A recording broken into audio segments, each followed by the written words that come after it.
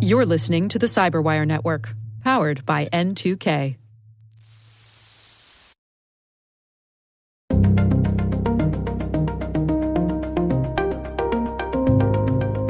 Hello, everyone, and welcome to N2K Cyberwire's Hacking Humans podcast, where each week we look behind the social engineering scams, the phishing schemes, and criminal exploits that are making headlines and taking a heavy toll on organizations around the world. I'm Dave Bittner, and joining me is Joe Kerrigan. Hey there, Joe. Hi, Dave. And our N2K colleague and host of the T-Minus Space Daily podcast, Maria Vermazis. Maria. Hi, Dave, and hi, Joe. We've got some good stories to share this week. Let's start and jump right in here with some follow-up. Joe? I have a complaint, Dave. Okay. All right. This is about one of my financial service providers. Okay. Okay? And I'll name them because I'm really mad about this. Oh, it's my. Vanguard. All right. I got an email. Got an email the other day saying something that seemed a little odd that I didn't know was right. And I was like, it looks good. It looks like a regular Vanguard email. But every time I mouse over the links and look at where it's going to e-vanguard. Not Vanguard.com, but e-vanguard.com. Huh. So I reported it as spam immediately. But then I was like, it was really convincing, right? I'm thinking maybe this is so I go to, I think GoDaddy has a who is, and you can look up who owns a domain. Right. And guess who owns e-vanguard? Vanguard? Vanguard. Vanguard does. That's right. And they registered back in 2007. Okay. But my complaint with them is why? Why are you using something that looks like a scammer's address to send out your emails? Good question. Don't do that. Send out, you can direct it to a different web server on your main domain, Vanguard.com, that eventually resolves to eVanguard.com. You can still use the domain you bought, but don't do this. This is your communication is going to get lost in the shuffle. Interesting. And I'll be talking more about that in my story today and why you don't do this. Okay. Yeah. We all have another bit of follow-up. We've gotten, of course, lots of nice, positive responses to our conversations about chickens. The coop is coming along, by the way. Oh, that's lovely to hear. Yes. Well, Joe, one of our listeners sent in a photo for you that This is awesome. should be inspiration for your new coop. Yes. Do you want to describe it for us So here? it looks like what I would call a prepper bunker. There's a watchtower in the background. There's a bunch of sandbags piled up, and then off to the left of the sandbags, there is a structure that looks like a standard chicken coop, but there's guns and missiles all over the place. And one of my favorite things, it's surrounded by a moat with sharks with lasers on their heads. Photorealistic Which I don't think is too much version to of your ask. coop, right? Yeah, to get seriously. some sharks with lasers on their heads. Lasers. One of our colleagues said that she hopes that some of the rocket launchers on top of this chicken coop shoot eggs.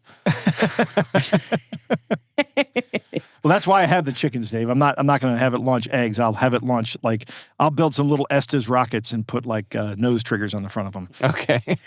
Now you're speaking The my fox language. comes near. All right. Right. Right. I want to see Yeah. this. That's imagine if chickens had evolved to use egg launching as a defense mechanism. Like skunks, but with eggs. Yeah, exactly. Just like all the We'd be- chickens form a circle, like they circle up the wagons, and they all just go, "Wah!" and all these eggs fly out. So instead of splat on gently looking through the coop for the eggs that they've left behind, we have to line up and catch them midair. Oh, Yeah. what a Well, world that yeah. would be. If you need a catcher's mitt. Just picture the chickens, bent over, their head between their legs, looking backwards, to aim. Right. I don't know, kind of a bird version of a spitting cobra with eggs. Yeah. All right. Well, thanks to our listener for sending this in. This has been great fun, and I say everybody in the company has very much enjoyed it. So we appreciate you taking the time. I don't know if it's possible for us to include it in the show notes, but if we can, we will.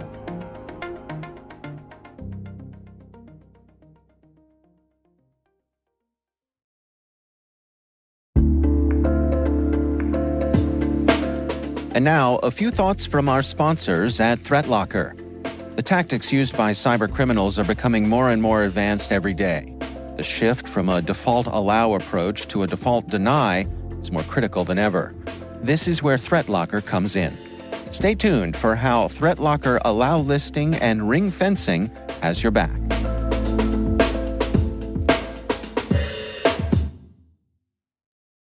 All right, let's jump into some stories here. Maria, why don't you kick things off for us? Sure. Well, it's summertime here in the Northern Hemisphere, and I know I'm thinking about summer vacation. Mine's still a ways away, so I'm sort of dreaming about it at this moment. And our friends at McAfee, yes, them, yes, for real, this is not a scam. It's actually McAfee. They put out their yearly survey about travel scams. And this survey, they surveyed 7,000 adults across the US, UK, France, Germany, India, and Japan, and Australia, focusing on travel scams and their impact. And the news was not great for Americans specifically, because they interviewed they surveyed all these different people, but the results were just about Americans. So I'm guessing that everybody else was great and Americans didn't do so well. That's what I'm reading in between the lines on this. Because McAfee said that 1 in 5 Americans, at least in their survey group, has fallen victim to a travel scam while booking a trip. 23% of... Go ahead, Joe. I'm sorry, Marie. I don't mean to interrupt you because you're about to run through a bunch of statistics, and I hate when people stop me from doing that because it's really interesting. But I'm wondering if this has anything to do with the old stereotype about Americans that we're not well-traveled to begin with. So we don't have a lot of experience I think that's exactly what I was thinking, is that this is probably due to a lack of experience and perhaps institutional knowledge about holidays. And I'm thinking about, I think you're exactly right on. That was where my mind went as well. So of those scammed, and I'm going to guess it's in Americans and the other people included, but this seems to, again, to focus on Americans, 23% lost money, 13% lost over $500, and 5% lost over $1,000, with apparently men more likely to lose money than women. And that was a 29% likelihood for men versus 18% likelihood for women. And the group that is the most at risk of losing money in these scams is not older folks. In fact, it is... So older folks, you win again. It is the youngins. The youngins booking those cheap travel groups and all that kind of stuff. So Dave and I are over here high-fiving each other. I know, it's bad enough that we have homes with low interest rates and retirement accounts. Right. But and we you're get not getting less scammed. too. Oh, darn it. Yeah. So 21% of the 18 to 24-year-olds clicked fake confirmation links, so booking links that are saying, here you go, click this to confirm, and they're not legit. 10% of 25 to 34-year-olds clicked, or rather were tricked by AI-altered travel photos. So this is that one starts getting into a gray area of, can you believe what you see on TikTok and Instagram? Is this place that you think you're going to actually real? Do these accommodations actually resemble in real life what you're seeing online? I think that's a very interesting conundrum. And so the types of scams that McAfee said that people are falling for, especially this year, are, as mentioned, fake booking and payment sites. So I would imagine all the lookalikes that we've covered on this show. So, and even the legit ones using sites like booking.com, but then they go to a fake booking itself. Those can be quite tricky, especially if it's in a country that you're not familiar with. Trying to book something overseas and you just don't know what sites people tend to use. Scam confirmation links are another common thing that people fall victim to, and misleading or manipulated listings, which again, that is such a gray area and makes me wonder how are we defining that? Because that could be just about anything if you really get down to it. Right. Yeah, and Joe, I think you were right on the money, because McAfee was saying that economic pressures play a role here, with 58% of Americans cutting back on personal spending to afford vacations, which increases their susceptibility to scams. And again, if you're not familiar with the places you're trying to travel to, you just see it online, you're like, I'd like to go there, but I want to do it on the cheap as possible. Then I can see that just being a way that you could definitely get taken without even realizing it. So if you're hunting around for a good deal, if you Google, discount travel. I'm sure that there are scam sites all over the place, search engine optimized to rise to the top of that, or maybe even just they buy ads. Yeah, absolutely. Yeah, and we've talked about a while ago about some booking sites being specifically in English to target visitors from overseas, whereas everyone knows in the country of the targeted country, you don't use that site, you use a different one that's in their native language, and you get different results. We've had stuff like that all over our show before, so I could see these things being just rife. And then events also seem to be an area where scammers are targeting, apparently, especially American travelers. 60% of Americans planning to travel to a sporting event this summer say they're worried about being scammed for fake tickets or lodging. I know I've read the stories. I'm sure you both have heard them as well about people trying to book something for this once in a lifetime event, and they get to the place and the place doesn't exist. So that See that a lot stinks. with the Olympics. Yeah. Yes, indeed. I feel like some of these are really ringing a bell of memory for me because I seem to recall we talked about some of these. And trust in third-party booking sites remains high. 59% of the people surveyed say they still trust them as much as booking directly. However, these third-party booking sites can also be where scammers will put up fake listings and the like, and can sometimes get away with it before they are caught. So these are, if they're the preferred place to go, scammers are going to go there too and put those fake listings up. So yes, the takeaway for this that McAfee was saying just to keep an eye out for was people are trying to save money, especially now. Add that in with deals seeming to be urgent, that fake urgency or real urgency. We that is a really nice tactic. And then the trust in online platforms that can be exploited, and you mix it all together, and you get the ideal conditions for travel fraud to thrive. So I already booked my trip, so I'm hoping next month when I show up to the place that I'm going to, it is a place that exists. I mean, I've been there before, so if it dematerializes, I will be very concerned. Very surprised. Very, very surprised. And it's also in the United States, so it should be okay. But yeah, I know a lot of people are trying to go overseas this summer on last minute deals and the like. And certainly I remember when I was in my 20s, I had to travel on the absolute cheapest possible. So losing $500 or $1,000 at once would have been completely devastating. Yeah, you're just going back home at that point. Yeah, there's just no trip anymore. I'm just out that money and there's no trip. So people need to be careful. And thanks McAfee for that research. Trying to think if I've ever been travel scammed before. I don't think I have, but I don't know. Maybe it was a really good scam. Could be. Still don't even know it. Yeah. I mean, I guess there have been times when, I've shown up places and they're like, we have no reservation for you, sir. But we figure it out. Right. Yeah. Or the part where they said about misleading listings, that's the one where I go, I mean, I've booked places overseas and I get there and I'm going, that's not what I thought it would be, but it's fine. Right. But definitely, actually. Yeah, those photos were very strategically taken to not show, the huge under construction building next door or whatever. I do remember one time we were on a family road trip and we were doing kind of a southern loop, through the Carolinas and back up again through Virginia, just visiting Atlanta and just stopping at some theme parks and water parks and so on.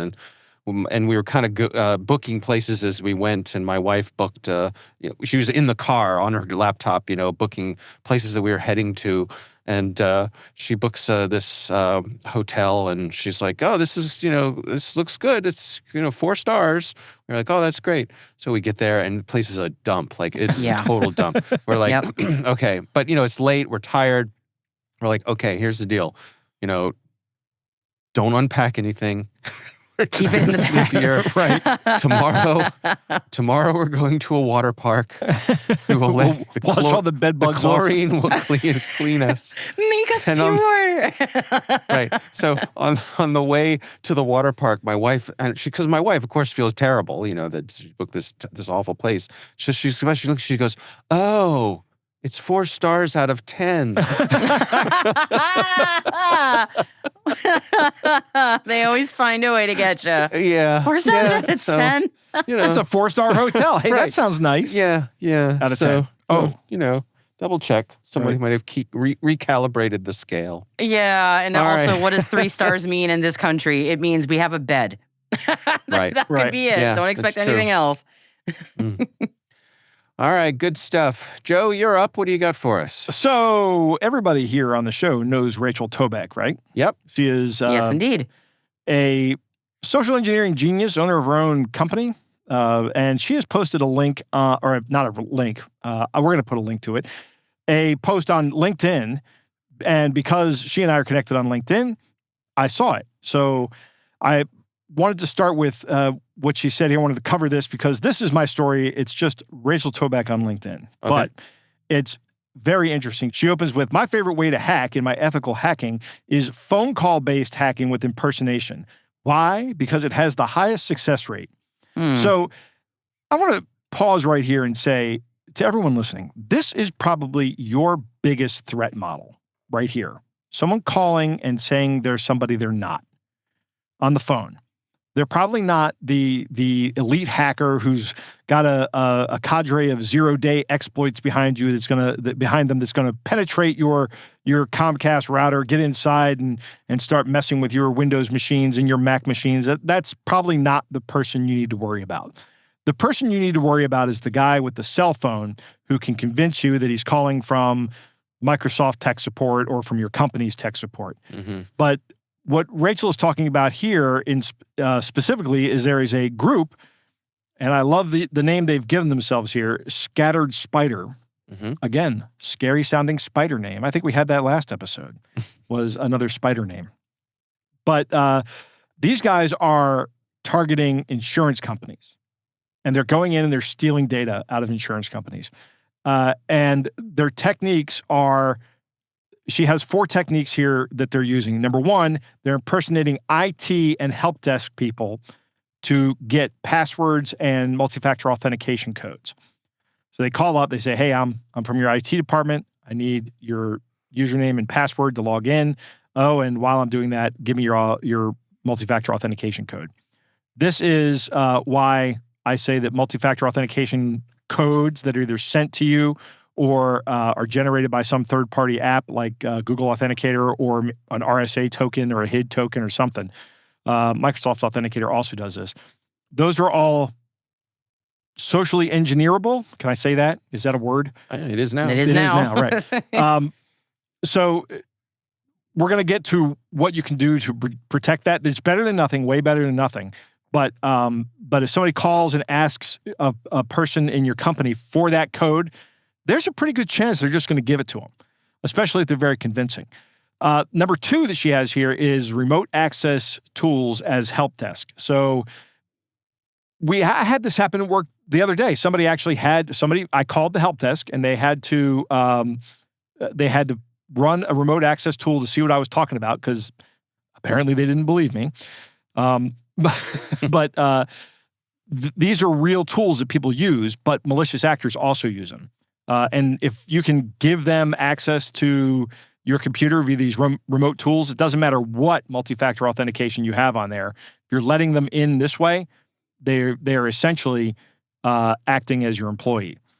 Then MFA fatigue, which is where they send so many of these repeated prompts. So we saw this with the Microsoft Authenticator app, that when you were logging into some service, it would give you a Microsoft Authenticator alert, and they would just overwhelm the user with so many alerts that eventually the user just said fine and pressed accept and let the person in. And then finally, SIM swap. So this is where they call the telco company and they pretend to be the employee and they take over the person's phone, and then they can receive codes for the 2-factor authentication. I think that's a really uncommon risk model, but it's not impossible. Absolutely not impossible. Best way to protect yourself there is put a PIN on your telco account. So we have a mobile phone service in my family. When we call them before they talk to us about anything on the account, they say, we need your PIN. And if you can't remember the PIN, they say you need to come into one of our offices and bring a driver's license with you. Right. Which is good practice. So Rachel then moves on to talk about the websites they're using and how they're using things like whatever the victim company name is, -SSO, which is single sign-on, or -Service Desk, or -Okta, which is a specific or universal sign-on tool. These look legit. much like e-vanguard.com. Right? I told you I was going to tie something into Yeah, this. well done. But Okay, yep. But they're actually owned by malicious actors, and they can just be cloned versions of the website that let you log in or and just collect your username and password. So they say Rachel's saying, train your team to spot those specific attacker-controlled lookalike domains. The human protocols that you need to implement is start being politely paranoid, or start a protocol to be politely paranoid.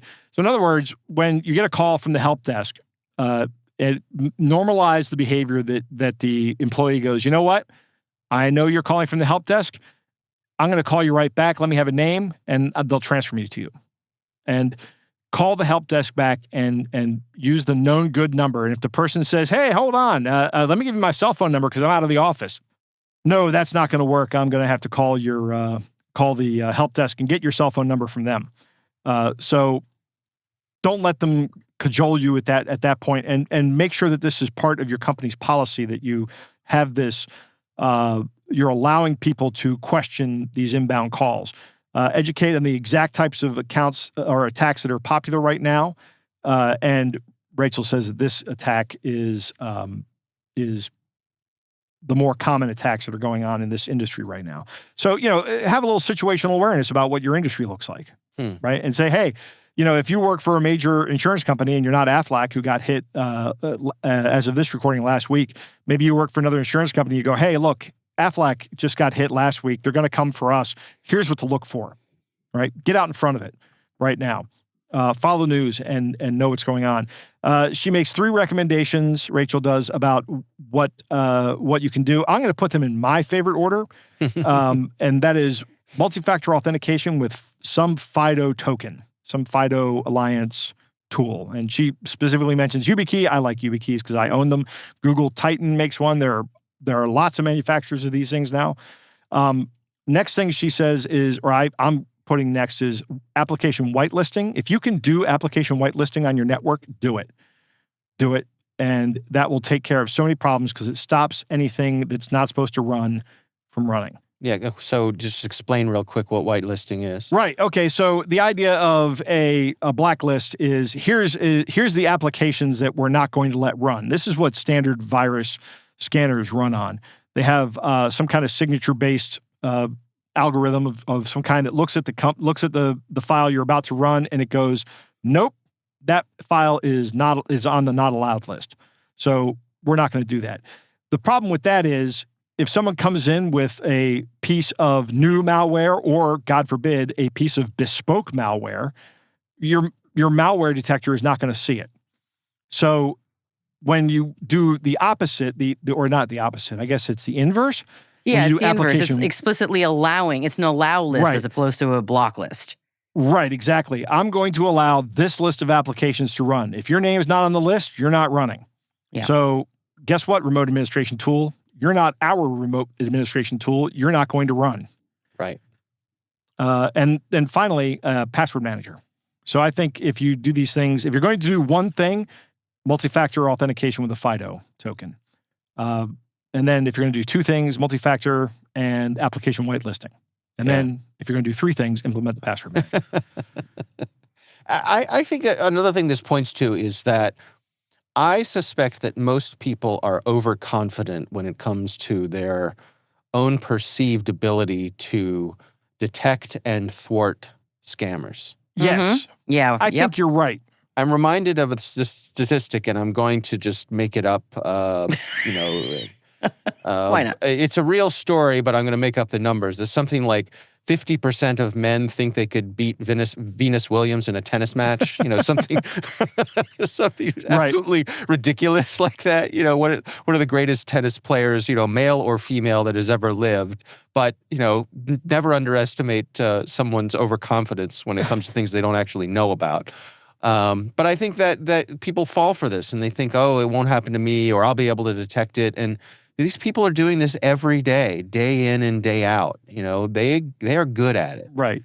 What I'd like to see is a survey where you stop a random guy on the street and you say, do you think you could beat Venus or Serena Williams in a tennis match? And when they say yes. Okay, which one could you be? Venus or Serena? Either one. And then they roll back a thing, and there's the Williams Right. sisters standing there with tennis rackets and Right. Let's the do tennis it. court behind them. Let's go. Yeah, Put up or shut up. right. That'd be great on the Tonight Show or something. Right. Yeah, I'd pay to see that. Yeah.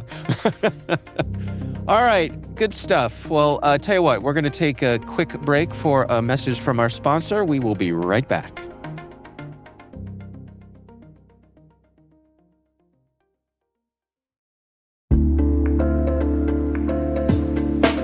So let's return to our sponsor, ThreatLocker.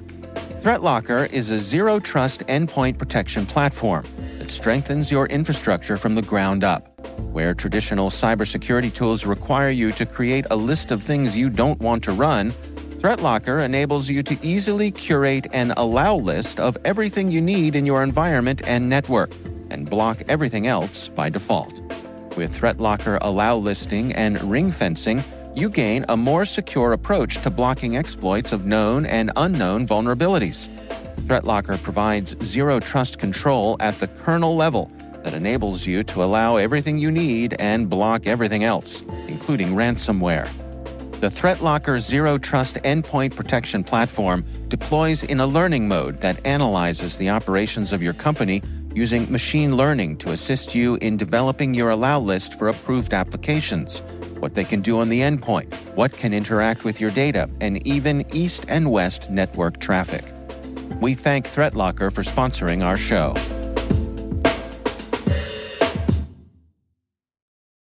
All right, we are back, and my story this week isn't so much a story as it is hoping to send you all to a website that I found particularly interesting. I don't know why, but somehow the YouTube algorithm brought up a link for me that was a video from the United States Postal Service postal inspectors, and it was about brushing scams. You know these guys carry guns, Dave? I do know that. And you know how I know that? How? I want to know how you know. I know because you told me, but... Well, my first job out of college was with the Postal Service. Oh, was it? Okay. Yeah, I worked... And they gave you a the gun when you walked up into work? I did or not no? have a gun, no, Okay. but I did actually score a pair of handcuffs. Oh. That's a Somebody whole starts different yelling story.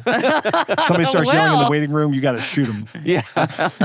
No, That's but the Hacking Humans the- After Dark version. Okay. I was just fresh out of college with a TV degree, and the Postal Service has a television production facility in Washington, D.C., and I got a job there.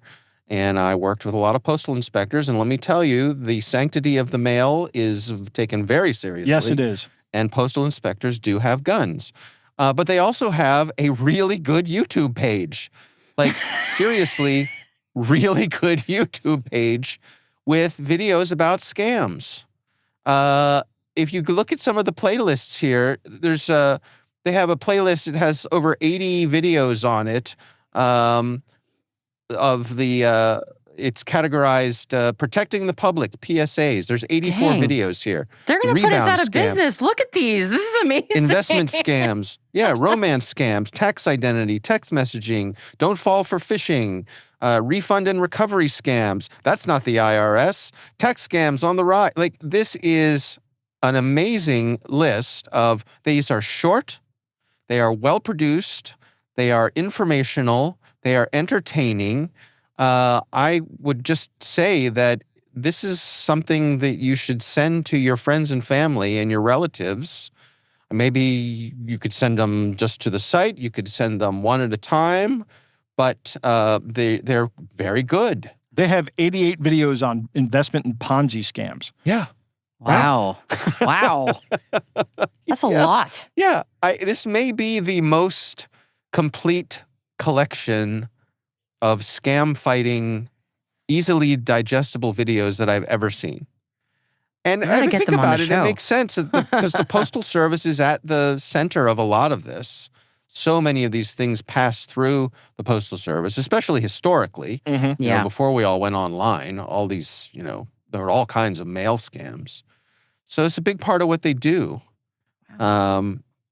Yeah. What do you guys think of this? This we is got to awesome. get them on the show. We got to talk to someone from them. I would love to pick their brain. Man, this is impressive. I do like that at the very top left here, Project Safety Holiday Delivery. The thumbnail is police, U.S. Postal Inspection, and they have got somebody in cuffs and they're dragging them away. The package bandit's got like the little raccoon mask on his eyes. That's cute. That's exactly what they look like in my neighborhood. So Yeah. Evidently, they do. They have historical clips. They have something they call Wanted Wednesday, which is how they put people's pictures up in the post office. Yeah, They put the pictures up on YouTube. Oh my gosh. interesting. Right? Yeah. Who knew? The Postal Service. But I love it. I legit love this. Like, I'm not being funny or snarky. This is really well done. Yeah. And I love that they're short, they're to the point, well produced, informational, accurate, all that kind of stuff. So we're going to have some links to it here in the show notes. I'm linking specifically to the brushing scam, but then also to the basically their page full of playlists, which is where they have have everything's organized into handy playlists. So do check it out. And I think really the value here is if these would be great to send around to your friends and loved ones. When you're I done. can think of 4 people I'm going to send them to tonight. Yeah. Yeah, they've got one Right. on counterfeit stamps. So all your philatelist friends will really appreciate that. Right. I have a counterfeit stamp story. You have a story for everything, Dave. Well, if you've been around a while, you collect some stories. I believe this story was actually shared with me by our N2K Cyberwire CEO, Peter Kilpie, who went to the Rhode Island School of Design. And as part of your applying to a very well-regarded art school, of course, you have to show a portfolio. Yeah, you have to draw Tippy, right? I think it might be a little more complicated than that. Okay. And draw the rest of Something the like that. owl. Yeah, That's the Right. one in the match group. I'm Yeah. sorry. And as the story, as I recall it, is that one of his classmates had applied and applied and applied and had somehow not sent in a portfolio. And the school responded and said something along the lines of, we're very impressed with your background and your grades, and it seems as though you would be a good student here, but we've yet to see any of your work. And the student responded and said, to the contrary, on all of our correspondence, every stamp that I have sent you has been hand-drawn. Every single one of those letters is Gotcha. 10 years and $10,000. God. Yeah. And I guess they were absolutely dead on that the Postal Service didn't detect them. This is the time before they were putting infrared ink on them, stamps and Right, things yeah, to be able to yep. easily detect them. But yeah, how about that? So I have a similar story. I know somebody, not me, not anybody that I associate with on a regular basis now, but this person was like, you can grab the stamp and you can erase the cancellation mark on it with an eraser. Oh, And then you can reuse the stamp. okay. And I was like, can you really? So one day I had a letter with a stamp on it and started erasing it, the stamp. And I was shocked to find that it was possible Yeah. that I erased a good portion of the cancellation. This is back when I was below the age of 18. So hopefully I'm not indicting Statute myself. of limitations is run Yeah, out. there was the run old, out. if the cancellation stamp was not on the stamp itself and you soaked Right. the envelope bit in water and it was the kind where it used glue, you could lift the stamp off and then reuse it. Yeah, Not and I saying I think did that's on that. the Postal Service, right? I mean, because they're the ones responsible for canceling the stamp. But Yep. I didn't use the stamp because I knew that it was like 10 year for a at the time like 25-cent stamp. You do 10 years in prison for one of those, and I'm Yeah. like, no, Yeah. Just This is not worth it. No, it's not not worth it. not a crime that's worth doing. Right. No, the 32-cent stamp or whatever it was back then. No, not worth it. yeah. So I just buy my forever stamps, and Yeah. I got some cool Dungeons and Dragons stamps, and Yeah, I have Um, those too. then I got I got those for my son. Did you? Yeah. I got them for my husband. So I got him the whole Yeah. thing. You can get No, like they- note yeah. cards, and then I got myself the Webb telescope ones, like on a whole roll.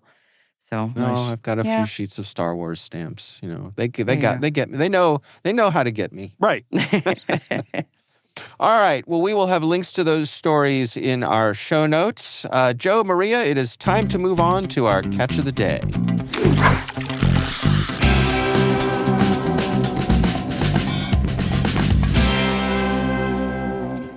Dave, our catch of the day comes from the Scam subreddit, and it is a text exchange. Yes. I'm going to ask Maria to be the first person in this list here. Joe, Okay. I'm going to cast you in the part that you were born to play, Okay. which is the skeptic. The skeptic. Okay. Sounds like me. Yeah. So this is a text message that someone received, and it started out like this. Hey, what are you doing? Hate to ask, but I don't know who else to ask. Can I ask a favor? Did you get hacked? I'm not hacked. Okay, what's up? I need a big favor, you, one of the few people I can ask. There is no punctuation in this, so it's just a huge ass run-on sentence. I need you spare me $300 for an emergency. I'll tell you where to send it on, and I promise to send it back later today.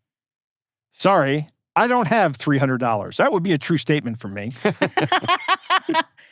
How much can you help me with right now? I don't think I can help at all, to be honest. I don't have a job for the summer, so I don't have any money. The issue is I have almost $4,000 stuck in my bank account right now. I can't make any... Oh my God, this is so long. I can't make any transactions. The only way to move the money, it's a mobile deposit that's through check. Would it be okay if my accountant sends you a check of $2,000 to $3,000? You can deposit it, and once it clears, you keep $300 for yourself and send me the rest. Let me know if that works for you. It's a mobile deposit. You don't have to go anywhere before you do that. This is sounding a lot like a scam, not going to lie. It's not a scam. Trust me. It's totally me. If you have to say it. I haven't been able to get anything for myself for days, so the only way I can access money from my account right now is through a check. Yeah, that sounds real. I really appreciate your help. None of your bank details are needed. Just provide the accountant with your full name and email so she can send the check to you. I just don't trust this. I don't think I'm the person you should go to for this. You can trust me. I'm trusting you with my whole life savings. I just don't think that I can help. Sorry. Just check your banking app and see if there's an option like deposit check or something similar. I've sunk my teeth in. I'm not letting go. Right. Yeah. And it ends.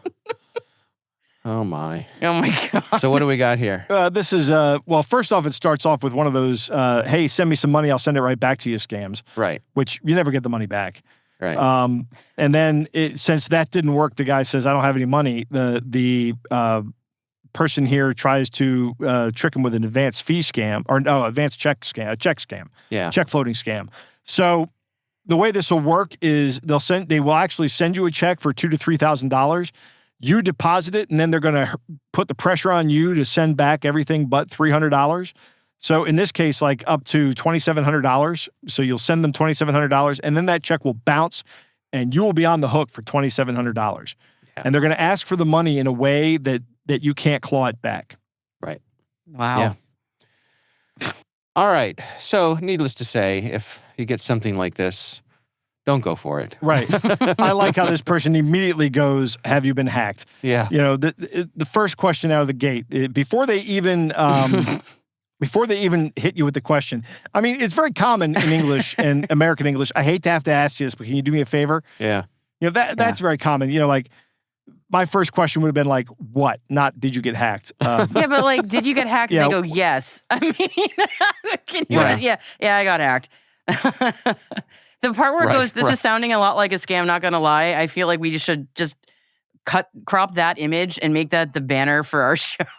Right. Yeah. We should put that on T-shirts. Just Yeah. put it as sounding a lot like a scam, not gonna lie. It's not a scam. Trust me, it's really me. Okay, I'm convinced. I I'm have in. to say, just as an aside, that I'm very impressed that the two of you got all of these texting abbreviations right. I was thinking the same thing. there's a 'Cause lot I of didn't get them. NGLs, TBHs, and I was like, Yeah. Joe knows all of these. Well done. No, I didn't. That's right. Someone like, I didn't know all of them. So I've been using shorthand for decades. So Yeah. when BRB and BT dubs all came out as things, although I will tell you my favorite BT dub story is when I was up at Hopkins, up at the university, I had a student, younger woman, and she says BT dubs, and I'm like, what? She goes, oh, BT dubs. That's how we say BTW now, which is how we used to say, by the way, in like IRC chat and everything like that. So she said, you know what? I appreciate that. I'm going to use that on my kids tonight. And I got home and I shoehorned it into something. And I turned to my daughter. I said, oh, BT dubs, and then said something. And I got exactly what I was looking for, which was the chin drop and the eye roll stare right at me. And I'm like, Right. there it is. And Where- that's why I do it. Where did you hear that, Dad? Right. Who told you that? Who shared that with you? No, yeah, that was the sacred knowledge. You're not supposed to have that. Right. My question is, when LOL dropped back in the day, did you know that it was laugh out loud, or were you one of those it's lots of love people? No, I Is knew that- it was laugh out loud. Yeah. Okay. I loved it when people were like, oh, it means lots of love. I'm going, no, it doesn't. Yeah. No, it does not. Yeah. There's a few of those. I've heard of people having some understandings of some of those exactly wrong. Yeah, I can even name the guy that gave me a lot of these abbreviations. It was my friend Eben, because we would sit in the computer lab up at Frostburg, and we'd be typing in IRC, and he'd go, oh, by the way, you need to know these abbreviations. BRB, LOL. Yeah. This was in the 90s. Yeah. Yeah. Good time. Well, yeah. NGL and TBH, though, are a little... Well, TBH is not newer, but NGL, I think, is a little newer. Yeah, Yeah. IIRC, if I recall correctly. If I recall correctly. Yep.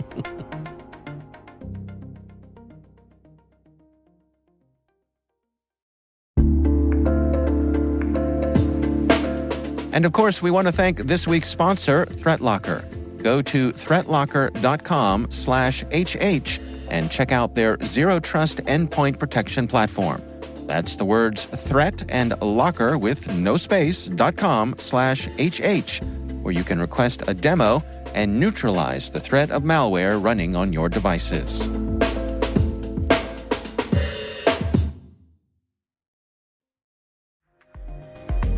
And that is our show. We are taking an audience survey through the end of the summer, so please check out the show notes and do participate in that survey. That would help us out quite a bit, so we'd appreciate you taking the time. This episode is produced by Liz Stokes.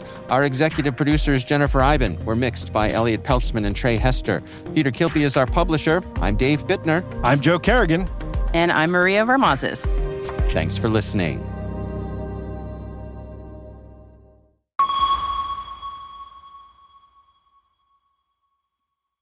Why MMV, your miles may vary. Mm-hmm. IANAL, tricky one. I am not a lawyer. Right.